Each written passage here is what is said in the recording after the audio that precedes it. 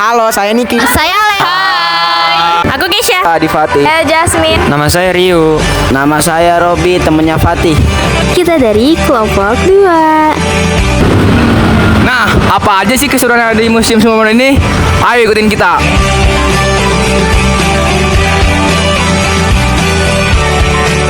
Apa makna dari Sumpah Pemuda? Sumpah Pemuda pada hakikatnya adalah ajakan kembali kepada kepribadian sendiri.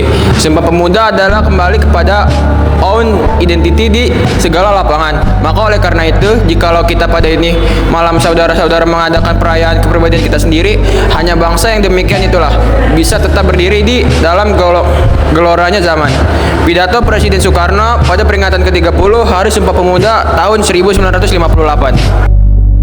Berikut adalah pemilik dari rumah gedung Sumpah Pemuda ini. Beliau bernama Si Kong Lian, yang awalnya di mana rumah ini disewakan pada beliau kepada para pelajar Stovia yang menuntut pendidikan di sekolah hukum yang bernama Reich Hoge School atau yang dikenal dengan Stovia Sekolah Dokter di Jawa. Berikut adalah foto saat Bung Karno berkunjung dan berfoto bersama dengan para anggota PPPI di Pemondokan Kramat nomor 106 pada tahun 1932. Ini ruangan apa dah? Ruangan apa nih? Nah, ini jadi di ruangan kedua ini adalah ruangan di mana penjelasan mengenai organisasi-organisasi pergerakan nasional sebelum dideklarasikannya Sumpah Pemuda. Di sini ada organisasi Jong Java, Pemuda-Pemuda Jawa, Jong Sumatera Nenbon, Pemuda-Pemuda dari Sumatera. Nah, di sini ada majalah-majalah adalah bukti dari bukti dari organisasi pergerakan nasional. Di sini ada Jong Bataksbon. Jadi itu ini perkumpulan pemuda-pemuda Batak. Nah, selain itu kita juga ada bukti dari koran pada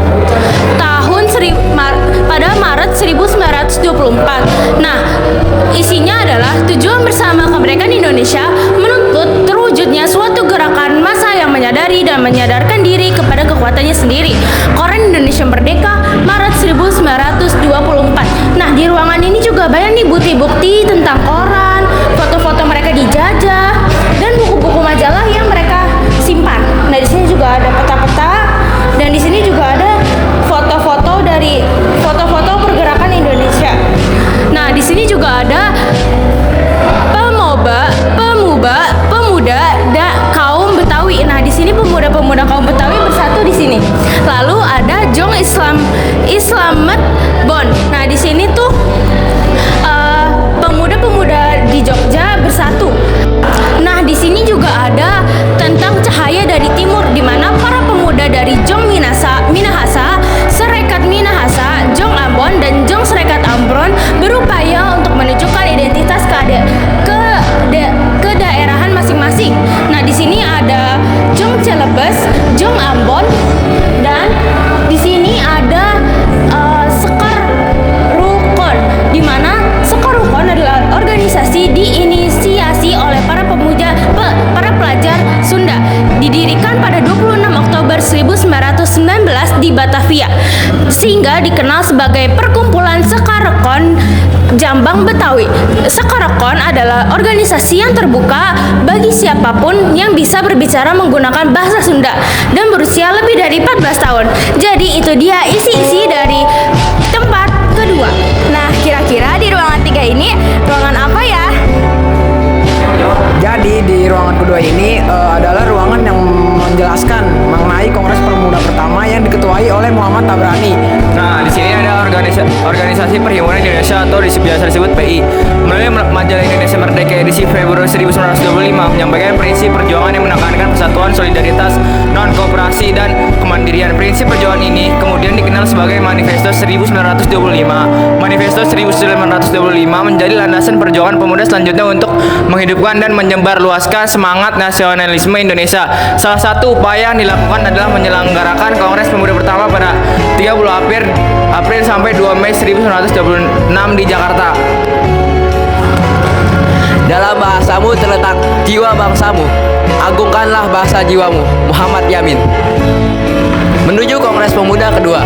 Manifesto 1925 dan Kongres Pemuda pertama membangkitkan semangat para pemuda yang tinggal di rumah Indeks Keramat nomor 106 untuk menyelenggarakan Kongres Pemuda kedua pada 27 hingga 28 Oktober 1928 di Jakarta. Sebagian besar dari mereka adalah pengurus organisasi Perhimpunan Pelajar-Pelajar Indonesia atau PPI. Para pemuda ini bertekad memperkuat jiwa nasionalisme pemuda agar tidak lagi berjuang sendirian dengan tujuan dan kepentingan masing-masing, melainkan bersatu sebagai bangsa Indonesia.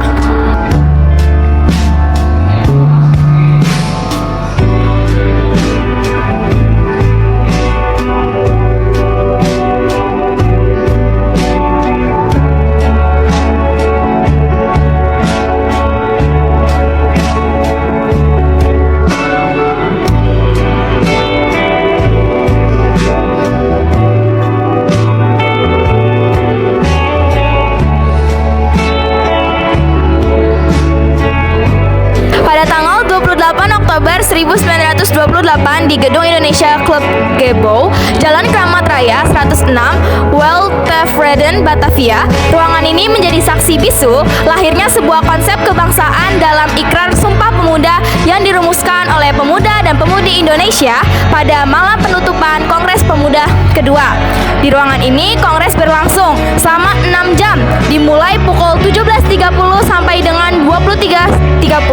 Di ruangan ini pula lagu kebangsaan Indonesia Raya diperdengarkan untuk pertama kali oleh penciptanya, yaitu W.R. Supratman. Nah, di sini ada para panitia Kongres Pemuda kedua pada tanggal 27 sampai 28 Oktober 1928. Di sini ada Rojani, Muhammad Yamin, Sugondo, Amin, Joko, dan juga Kaja Sung Kana. Di sini ada W.R. Supratman juga. Terima kasih.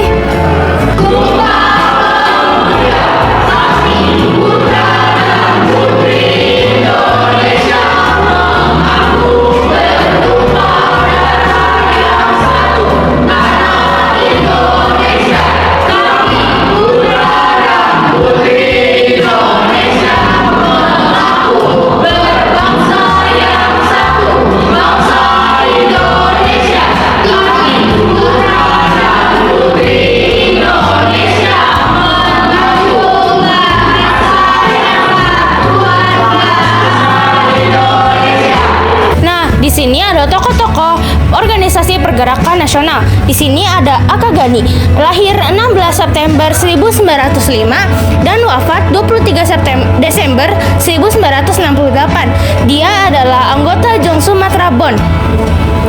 Nah, di sini ada Arnold Mononutu, lahir Desember 1896, wafat 5 September 1983. Nah, di sini adalah anggota Jong Celebes.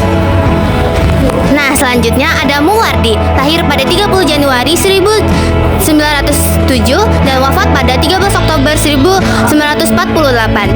Nah, dia ini ketua Jong Java, guys.